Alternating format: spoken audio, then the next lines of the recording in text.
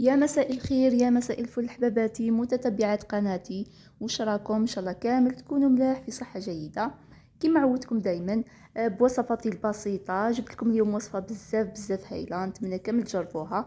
جبت لكم معشوقه الجماهير بيتزا كاري، يعني اللي الناس كامل تحبها. درتها لكم بطريقتي، نتمنى تعجبكم. يعني وصفه اكثر من رائعه، جربوها ما راكم خاسرين والو، على بالي راح تعجبكم وراح تفيدكم بزاف. سيرتو اللي يشتيو بيتزا هذه بزاف وصفه خفيفه، عجينتها يعني رائعه اكثر من رائعه. نتمنى تجربوها لانها فعلا تستحق التجربه. شوفوا المنظر برك تاعها يشهي بزاف، وسهله العجينه تاعها بتجي بزاف خفيفه مقرمشه وطريه وخفيفه بزاف.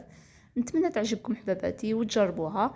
دوك نشوفوا المقادير، نشوفوا العجينه تاعي كيف درتها، ونتمنى كيما قلت لكم نتمنى تجربوها حباباتي. دونك عندي هذاك الكاس تاع حليب، يعني المقدار انت ديري كيما تحبي. انا درت هذاك الكاس تاع حليب، درت 2 كيلات تاع فرينه مع كيله واحده تاع سميد يكون رطب، ما يكونش هذاك الحرش بزاف. دونك عندي مغرف كبيره تاع خميره الخبز، شويه ملح و4 ملاعق زيت زيتون. يعني انا نفضل نديرها هكا بزيت الزيتون، يجي فيها واحد الكو ما شاء الله. اللي تحب ما تحبش الذوق تاع زيت الزيتون تقدر دير بزيت عادي. دونك نخلط هاد المكونات مع بعض مع الزيت، المكونات الجافه مع الزيت، ونبدا نلم العجينه تاعي بالماء، ما يكون شويه دافي. بما انه هذه العجينه فيها سميد اكيد تحتاج شويه ماء بزياده، لانه السميد كما تعرفوا يشرب مش كما الفرينه. دوك انا نلمها، راهي تبان هنايا تتلاصق، ولكن لا دوك تبدا تشرب الماء تاعها. انا نبدا نعجن فيها هي تشرب في ماها كما راكم تشوفوا. تبان هنايا تتلاصق، ولكن دوك تبدا تشرب الماء هذاك، ونزيد لها شويه ماء. لازم تكون طريه ما تكونش يابسه بزاف، باش من بعد ما من العجينه البيتزا تاعكم تجيكم شويه خفيفه. هنايا نزيد شويه ماء ونكمل نعجنها، نطريها مليح بين يديا ونحطها تخمر. وانا نكون نجهز في لاصوص طوماط، كل وحده كيفاه ديرو، كل وحده كيفاه تحب ديرو. وكل مره نحاولوا يعني نجربوا وصفات جدد بطرق متعدده، على بالنا كامل في المطبخ تاعنا كل وحده تحاول تجرب، كل وحده تحاول تشوف الطريقه الاسهل والامثل، وما يضرش يعني كل مره نجربوا طريقه جديده. دونك انا هذا لاصوص كل مره كيما قلت لكم ندير صوص مختلف، ولكن هذا لاصوص ثاني جاني بزاف بنين، سيرتو في البيتزا كاري. دونك عندي نصف بصله، نحط لها شويه زيت وندير معها شويه ملح وشويه فلفل اسود، هذا مكان، ونحطها تتقلى. بعد ما تقلى لي البصله هذيك مليح، نضيف حبه طماطم تكون شويه كبيره ولا 2 حبات. نقطعهم كامل مربعات، لانه من بعد راح نعاود نميكسيهم كامل. هذا الخليط بعد ما يطيب نعاود نميكسيه. دونك كيما راكم تشوفوا البصله تاعي راهي بدات تتقلى، نضيف عليها درك طماطم. كيما قلت لكم حبه طماطم تكون شويه كبيره ولا 2 حبيبات طماطم يكونوا متوسطين، ونزيد عليهم مغرف طماطم مصبره. هذا مكان، هذا هو الصوص تاعي، ونخليهم يطيبوا على نار متوسطه.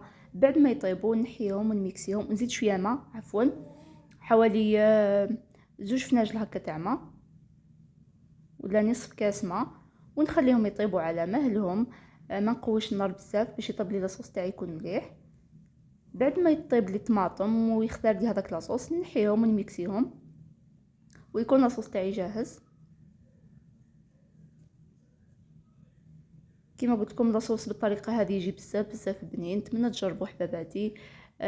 لازم كل مره نجربوا طريقه جديده ونشوفوا الطريقه اللي تعجبكم، الطريقه اللي تجيكم سهله وتجيكم بسيطه. كما هذه الطريقه تاع البيتزا كاري تجي بزاف بنينه رائعه، وفي نفس الوقت بسيطه. كما شفتوا العجينه كيف خدمتها، سهله بسيطه ما فيها والو. ميم لاصوص تاعي ساهل.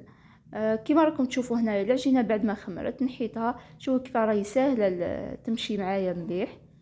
انا درتها في المول هذاك الكي اللي درتو 2 فناجل فرينه وفنجال تاع سميد. ها واش دار لي عجينه وحده. درتها في المول هذا المتوسط تاع الفور. بعد ما نكمل نخبزها، كما تعرفون ندير لاصوص تاعي، ندير الفرomاج، ندير شويه زيتون اخضر شويه زيتون اسود. هذا مكان، هذه هي البيتزا كاري تاعي، خرجت بزاف بنينه بزاف هايله. نتمنى تجربوها حباباتي وتقولوا لي رايكم اكيد في التعليقات، ديما نستنى رايكم في التعليقات. قبل ما نشوف التزيين تاع البيتزا تاعي نقول لكم اللي مازال ما اشتركتش في قناتي، نقول لك مرحبا بك اخيتي، مرحبا بك في قناتي. نتمنى تشاركي، ديري ابوني للقناه وتفعلي زر الجرس باش يلحق كامل جديد، يلحقوا كامل الوصفات اللي راح نحطهم كامل. واللي مشتركه في قناتي نقول لها نتمنى تعجبك الوصفه، وما تنسوش لايك لا فيديو باش يلحق الناس كامل. دونك كما راكم تشوفوا معايا بعد ما ثقبت العجينه تاعي ثقبتها بالفرشيطه. هنا نحط لاصوص تاعي. لاصوص جا اكثر من رائع، نتمنى تجربوه، جا بزاف بزاف بنين. راني من الصباح وانا نشكر فيها بويسكي جات صح بنينه. اللي جربوها بطريقتي راح يعرفوا يعني كيفاه جاتهم بنينه. نتمنى اللي جربوها تقول لي رايها في التعليقات، تقول لي راني جربتها. دونك هنايا بعد ما نمشي لاصوص تاعي، شوفوا انا لاصوص هنايا تاع البيتزا. كل وين ندير بيتزا اذا كان بقى لي لاصوص جامي نرميه، نحطه في بورطمونجي صغيره ونحطه الفوق في الكونجيلاتور كي نحتاج راني نجبدو، يعني ما يصرالو والو. كيما راكم تشوفوا هنايا بعد ما حطيت لاصوص نحط شويه زيتون اسود، نحط قبل نحط ساعه الفرماج. هاو الفرماج اللي نستعملو تاع الشيدار، هذا اللي ديما نستعملو في لي بيتزا تاعي في لي كراتان، يعني نشتي نستعمل هذا النوع تاع الفرماج عفوا، يجي بزاف بنين ويذوب. الناس اللي سقسيو ديما على نوعيه الفرماج انا نستعمل هذا، جاني بزاف هايل ورخيص، يعني السعر تاعو مش غالي بزاف. بعد ما نحط الفرماج يعني التزيين اختياري، كل وحده حباباتي كيفاش تحب تزين البيتزا تاعها. دونك انا حطيت الفرماج، لاصوص طوماط، فرماج، شويه زيتون اسود، شويه زيتون اخضر. من بعد في النهايه كي تطيب البيتزا، هذا ما حطيت. كي تطيب البيتزا تاعي نزينها بشويه مايونيز وشويه دبشه، وهذا مكان وتكون البيتزا تاعي جاهزه. وشويه زيت زيتون في الاخير، نزيد لها شويه زيت زيتون باش يجي فيها هذاك القوت تاع زيت زيتون جا في العجينه، ونزيد شويه فوقها كي تطيب. جات بزاف هايله. نتمنى تعجبكم الوصفه تاع اليوم.